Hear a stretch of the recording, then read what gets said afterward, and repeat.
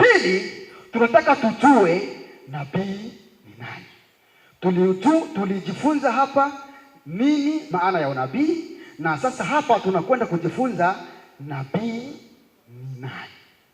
Haleluya. Haleluya. Haleluya. Umeshachoka? Okay, definition.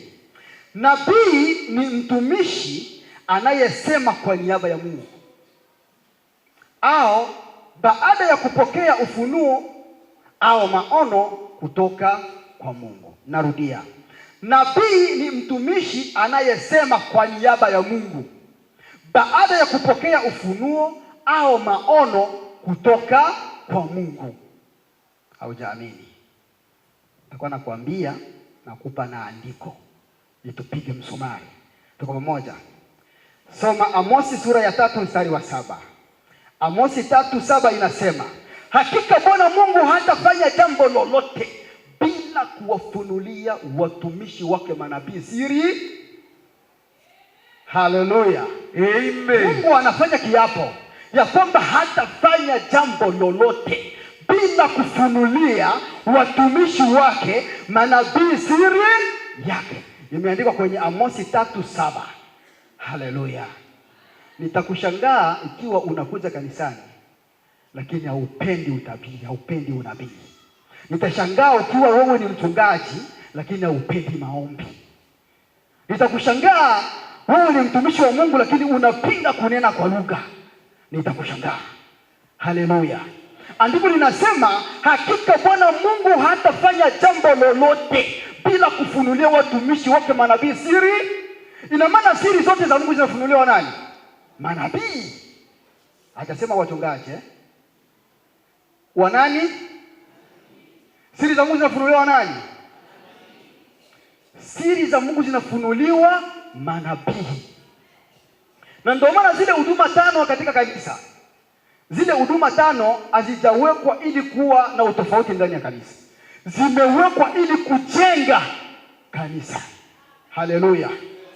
Mchungaji asitumike bila kutumika pamoja na nabii. Nabii usitumike bila kutumika pamoja na mchungaji. Mtume usitumike bila kuwa pamoja na mwinjilisti na mwalimu. Ndivyo kazi ya Mungu inaenda. Haleluya. Hatutatabiri wote, hatutakuwa wote wachungaji, hatutakuwa wote mitume, hatutakuwa wote wainjilisti, hatutakuwa wote walimu. Kila mmoja ana neema yake ambayo Mungu amemkabidhi. Jina la Bwana libarikiwe sana. Amen, amen. Umekuwa mtume, unataka kuwa mchungaji. Unakuwa nabii, unataka kuwa mwinjilisti. Unakuwa mwinjilisti, unataka kuwa mchungaji. Hiyo ni pepo. Ikume katika jina la Yesu. Kama ni mwinjilisti, ni huduma katika zile huduma 5. Na Mungu ameisamini, rizika na hiyo. Haleluya. Amen. Haleluya. Amen, amen. Usiwe mwinjilisti ya kufanya mahubiri kisha ibada. Mahubiri yako ya nyumba kwa nyumba unahubiri jina la mchungaji. Tunajenga mwili wa Kristo? Hapana. Tunalijenga kanisa? Hapana. Hakika Bwana Mungu hatafanya jambo lolote bila kufunulia watumishi wake manabii siri yake. Kwa hiyo siri za Mungu zinafunuliwa wanaoomba. Haleluya. Amen.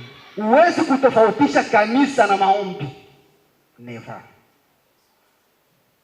Kwa sababu ukitenganisha kanisa na maombi ni sawasawa na dereva anayetenganisha gari na mafuta.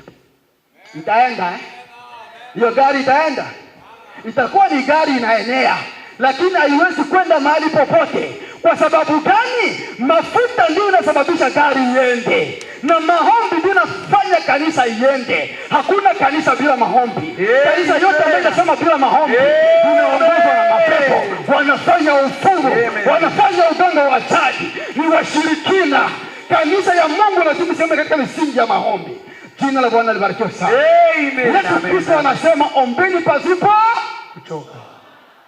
Kama Yesu amesema ombeni pasipo kukoma, ambaye anasema ombeni na mkome ni nani? Ni mpinga Kristo huyo. Haleluya. Haleluya. Watumishi wa Mungu, kuna vitu ambavyo haviombi sana kuumiza kichwa. Tukishajua 1 kuongeza 1 jibu ni 2. Niende mlimani kufanya mfungo? Mungu atanipatia jibu. Moja kuongeza moja, jibu ni kwa sababu ninaombaga sana, naenda mlimani. Mungu, niambie moja kuongeza moja, jibu ni ngapi? Hivi Mungu atakujibu? Naona Mungu ni mpumbavu Kuna vitu vya kawaida tu tunatakiwa tuelewe, hata kama tutafundishwa, akisha tuzifanye kazi. Tumepewa uwezo wa kupambanua vizuri na vibaya. Haleluya. Amen. Haleluya. Amen. Kama hauombaki, uanze kuomba. Maisha yako hayatakuwa na mafanikio kama wewe si mtu wa maombi. Maombi yanang'oa kila kizuizi. Maombi yanabomoa kila beria. Maombi yanasafisha utu wako wa ndani. Maombi yanakufanya kuwa na nguvu katika ulimwengu wa roho. Maombi ndicho chakula cha kiroho. Tuwe watu wa maombi. Tuombe muda wowote. Tuombe pasipo kukoma. Ukiwa kwenye gari lako omba, ukiwa kazini omba, ukiwa popote omba, mahali popote pale ulipo omba. Hata kama utaomba kwa sauti kubwa, omba kimoyomoyo. Mungu anasikia sirini. Hata kama ukitamka katika moyo wako, Mungu anajua haja ya moyo wako. Jina la Bwana libarikiwe sana. Amen. Amen. Amen. Amen. Tuwe watu wa maombi, watumishi wa Mungu. Amen. Kanisa likisimama kwenye msingi wa maombi, hilo ndilo kanisa linapeleka watu mbinguni. Lakini kanisa ambalo linapinga maombi, toka kwenye hilo kanisa. Toka kwenye hilo kanisa. Kanisa ambalo likubaliani na uongozi wa Roho Mtakatifu sio kanisa la Mungu, sio kanisa la Mungu. Yesu alisema imenibidi mimi niondoke ili huyo Roho Mtakatifu wa kweli aje. Huyo ndiye mwalimu wa kweli. Atawafundisha hata yale ambayo mimi sikuwafundisha. Jina la Bwana libarikiwe sana. Amen. Mungu hana upendeleo. Mungu hana kiburi ndani yake. Mungu anatumia watu katika viwango tofauti. Yesu alisema, mkiniamini, mnaweza kuambia mlima toka mahali hapa, nenda mahali pale, na utatii. Haleluya. Amen. Hivi amujue kama kuna mtume ambaye alifanya miujiza ambayo Yesu hakufanya? Mnajua hivyo? Mnajua huyo mtume ni nani? Ni Petro. Petro alifanya miujiza ambayo Yesu hakuifanya. Kivuli cha Petro kiliponya wagonjwa. Kivuli cha Yesu kiliponya? Hapana. Mungu hana upendeleo. Akikubali kukupatia, anakupatia kwa moyo moja. Haleluya. Amen. Haijalishi una mapungufu, haijalishi una elimu. Petro alikuwa na degree ngapi? Alikuwa msomi Petro? Petro alikuwa hajui kuandika hata barua, hata jina lake. Hata ule waraka wa kwanza wa Petro na waraka wa pili ameandikiwa na Silvanio. Haleluya. Amen. Lakini huyo kivuli chake kiliponya magonjwa. Huyo kivuli chake kilifanya miujiza. Huyo ndiye alikabidhiwa funguo ya kwamba atakachokifunga duniani kitafungwa na wapi? Mbinguni. Na wewe mamlaka hiyo pokea katika jina la Yesu. Pokea mamlaka hiyo. Pokea mamlaka hiyo kwa jina la Yesu. Kila kilichokwama katika maisha yako, Yesu akifungue. Yesu akupe wepesi wa maisha. Kila kinachokwama na kianze kuenda katika jina la Yesu. Amen. Amen. Kumbuka kuna sauti ya mvua tele. Mvua na ishuke katika maisha yako. Amen. Nimepokea. Tunaendelea na somo letu. Tunaposoma Isaya sura ya 58 mstari wa kwanza, Isaya 58 mstari wa kwanza inasema, piga kelele usiache. Haleluya. Amen. Ambaye ameambiwa apige kelele asiache, apaze sauti kama tarumbeta, awahubiri watu makosa yao na nyumba ya Yakobo dhambi zao. Ni nabii Isaya. Manabii munapewa jukumu la kutokuogopa mtu yeyote, awe mfalme awe nani. Ikiwa ni kiumbe ambacho kimeumbwa na Mungu, kiko chini ya mamlaka ya uongozi wa Roho Mtakatifu. Jina la Bwana libarikiwe sana. Amen. Tuko juu ya Roho Mtakatifu, tuwe maaskofu, tuwe mitume, tuwe manabii. Roho yuko juu ya yote, kwani yeye ndiye yote na katika yote. Lazima aongoze kanisa lake. Tusiongoze kanisa kiakili. Tusiongoze huduma kiakili ya kwamba nimesoma sana, unataka kujitambulisha, mimi nimesoma. Umesoma Roho Mtakatifu? Umesoma Roho Mtakatifu? Haleluya. Mnakumbuka injili ya Petro siku ya Pentekoste? Hakusoma. Aliokuwa watu wangapi? 3,000. Na wewe na degree yako utakuwa wangapi? License yako itakuwa wangapi? Nikisimama hapa kwa sababu ninajua Kiebrania, afu ninawachanganya na Kiebrania, Kiingereza, Kifaransa, Kigiriki. Inatusaidia nini?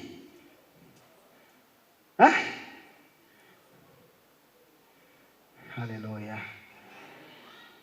License ya kweli ni wokovu. Haleluya. License ya kweli ya Mkristo ni kuwa na wokovu. Ukiokoka ndani ya Kristo inatosha. Haleluya. Haleluya. Mungu anatumia watu wa tabaka zote. Anatumia wanyonge na wadhaifu. Anatumia wenye cheo na wasio na vyeo, wenye elimu na wasiokuwa na elimu, warefu na wafupi, wembamba na wanene, walemavu na watu wazima. Mungu anatumia watu wote katika engo zote, katika tabaka zote. Ninashangaa sana unashinda kumtumikia Mungu kwa sababu umekuwa na maumivu katika mwili wako. Paulo anasema ya kwamba nimependezwa na udhaifu wangu, maana pale nilipo dhaifu ndipo nilipo na nguvu. Jina la Bwana libarikiwe sana. Pamoja na udhaifu wako usivunjike moyo. Sisi wa Kristo tunakuwa na lugha za kuigaiga, lugha ambazo haziko ndani ya Biblia. Nimejifunza Biblia kuanzia Mwanzo hadi Ufunuo wa Yohana. Sijaona neno pole ndani ya Biblia. Alipo ukilipata nakupa $200. Neno pole ndani ya Biblia halipo. Lakini tukienda kwenye msiba wa Kristo tunasema pole kwa msiba. Imeandikwa wapi? Ndani ya Biblia mko neno jipe moyo. Haleluya. Ukiwa na msiba jipe moyo. Ukiwa na shida jipe moyo. Sio tukupe moyo, jipe moyo. Unajipatia mwenyewe. Una maana ya kwamba sitaki kukaa katika hili jaribu, kwa sababu jaribu ukilikaribisha litakukandamiza. Ndio maana Yesu anafundisha jipe moyo. Na mimi nasema ujipe moyo. Katika hali yote jipe moyo. Pamoja na maskini jipe moyo. Pamoja na magonjwa jipe moyo. Kuna sauti ya mvua tele. Haleluya. Haleluya. Hakuna neno pole ndani ya Biblia. Alipo ndani ya Biblia mko neno jipe. Yesu amesema jipeni moyo. Ulimwengu mnaziki, mimi nimeushinda ulimwengu. Jina la Bwana libarikiwe sana. Amen. Kumbe mbingu inajua kwamba ndani ya ulimwengu zikiwemo, lakini tujipe. Yeye ameshinda. Inabaki na mimi nishinde. Inabaki na wewe ushinde. Na utukufu urudie Mungu. Jina la Bwana libarikiwe sana. Amen. Amen. Amen. Amen. Haleluya. Amen. Pia tunaposoma Ezekiel sura ya 3 mstari wa 17. Ezekiel 3:17 inasema, mwanadamu, nimekuweka kuwa mlinzi wa nyumba ya Israeli. Basi sikia neno hili litokalo katika kinywa changu, ukawape maonyo haya yatokayo kwangu. Amina. Nani amepewa haya maneno? Ni nabii. Tunasema ya kwamba kanisa ambalo linapinga unabii linapinga Mungu.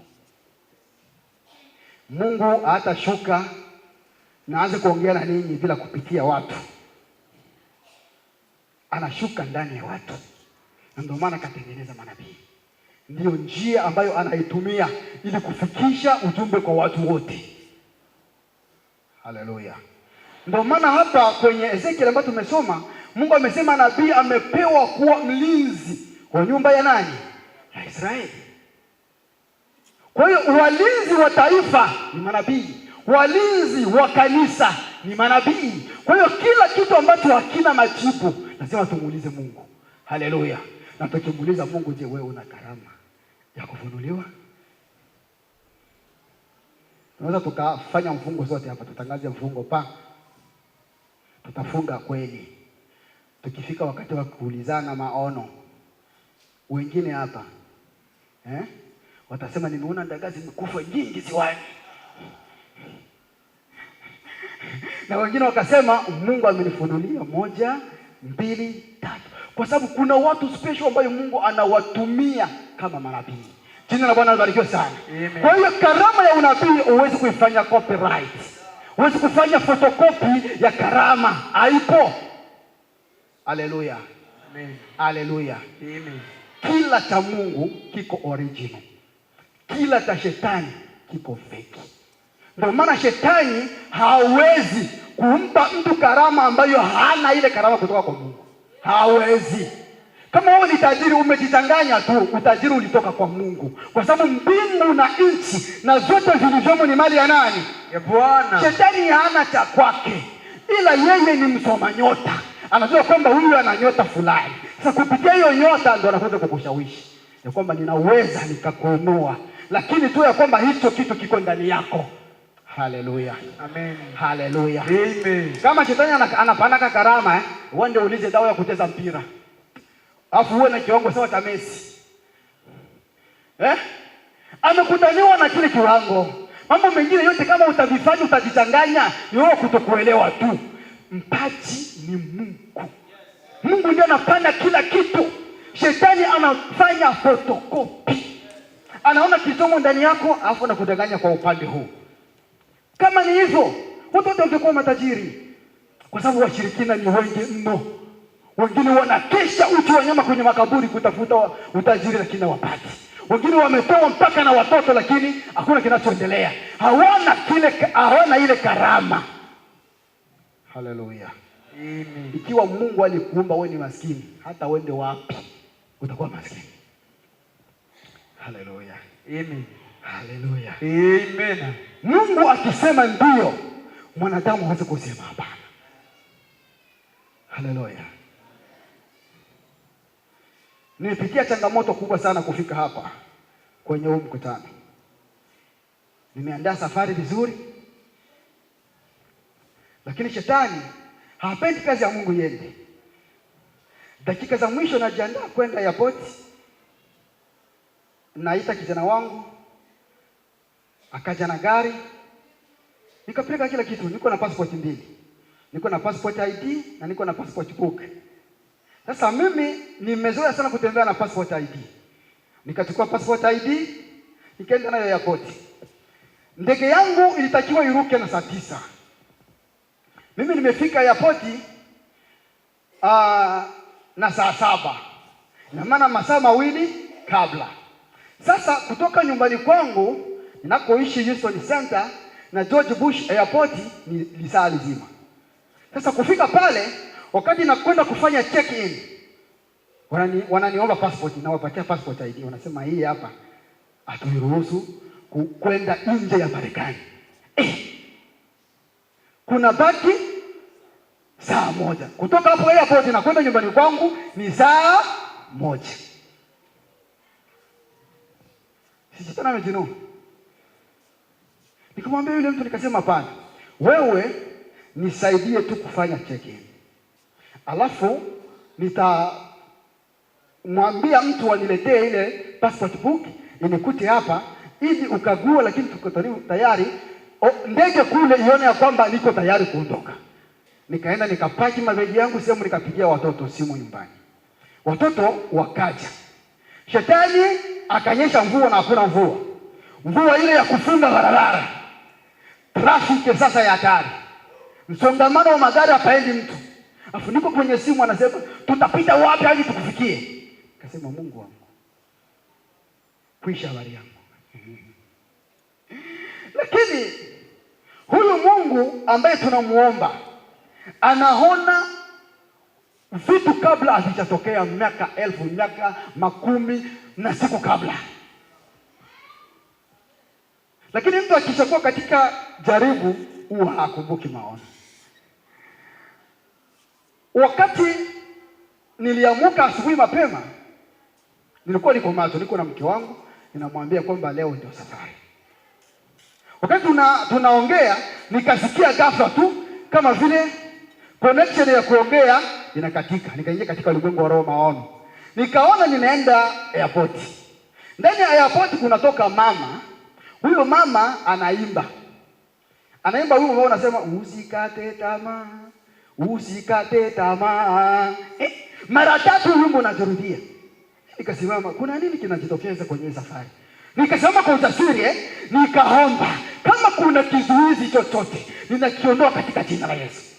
Sasa wakati nilipofika airport, yale majibu yale ya kuna baki ni sali moja, maono yakapotea.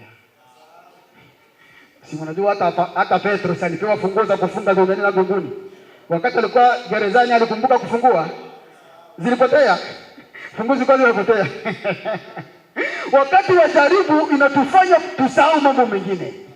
Sasa wakati hiyo hali inaendelea, watoto wakaanza kutokea. Sasa shetani anadili na kunichelewesha huko. Mungu anadili na ndege. Haleluya. Haleluya. Baada ya hapo nikasikia sauti kwamba ndege imeahirisha safari. Itaruka baada ya saa. Nikasema huyu Mungu apewe makofi mazito. Jina la Bwana libarikiwe sana. Amen. Haleluya. Haleluya. Nimefika na mizigo yangu pale. Si passport imefika. Ninampatia passport, hii passport yako au tasaini. Nipe kalamu ni sahihi. Utakuja kusainia hapa, sasa nisainie wapi? Kwenda kuangalia tiketi yangu. Tiketi yako haiko sawa. Ananichelewesha mradi kwamba nisiende. Kule ndege tena inaongeza masaa. Jina la Bwana libarikiwe. Amen. Amen. Yeye kuona ameregea, nimekuwa na masaa 2 ya ziada. Wakati nimekuwa nimeshachelewa ndege. Haleluya. Mungu wetu anatengeneza njia mahali pasipokuwa na njia. Amen. Hatuna haja ya kukata tamaa. Ikiwa tunamwomba Mungu katika moyo na kweli, anafanya mambo yaliyo magumu kuwa rahisi. Yale yanayoshindikana anayafanya yawezekane. Jina la Bwana libarikiwe sana. Amen. Ndio maana anaitwa Mungu, kwa sababu anaweza tusiyoyaweza. Anatenda tusiyoyaweza. Haleluya. Mambo yakawa yameenda. Kwa sababu gani? Mungu alikuwa amekwisha kuweka muhuri. Shetani alikuwa anaweka tu. Haleluya. Haleluya. Amen. Kwa hiyo mtumishi wa Mungu, huna haja ya kuogopa ikiwa unamtegemea Mungu, ikiwa unamtumainia Mungu. Tunakwenda kuona kazi kuu ya nabii. Tumeona unabii ni nini, tukaona nabii ni nani. Sasa hapa tunataka tuone kazi ya nabii. Inawezekana uko nabii lakini haujui kutumia unabii. Na hiyo pia ndio shida. Mimi niko mwombaji. Pamoja na kuwa mchungaji lakini niko mwombaji. Nishawahi kuona nabii analazimisha mtu afanye zamu ambayo yeye alitahiri. Mungu aliniambia ufanye, ulishafanya? Kwani Mungu aliniambia au wewe uliniambia? Kwa hiyo tuone kazi ya nani? Kama manabii hatutawafundisha, pamoja na kuwa wanaongea na Mungu, wanaweza wakaharibu kanisa. Kwa sababu nabii akisema jambo, anatengeneza vita kati ya mchungaji na kanisa. Kuna kanisa moja ambalo nilikuwa na hudumu, unabii ukashuka, nabii anatabiri huyu mchungaji ni mchawi. Sasa kama nabii anasema mchungaji ni mchawi, kanisa lifanyeje? Linaamini. Hiyo inaenda hiyo.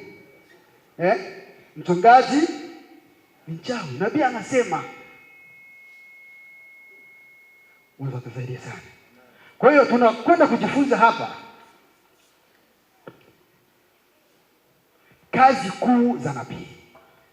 Kazi kuu za nabii ni kupokea ujumbe na mafunuo kutoka kwa Mungu ili kufikisha mahali husika.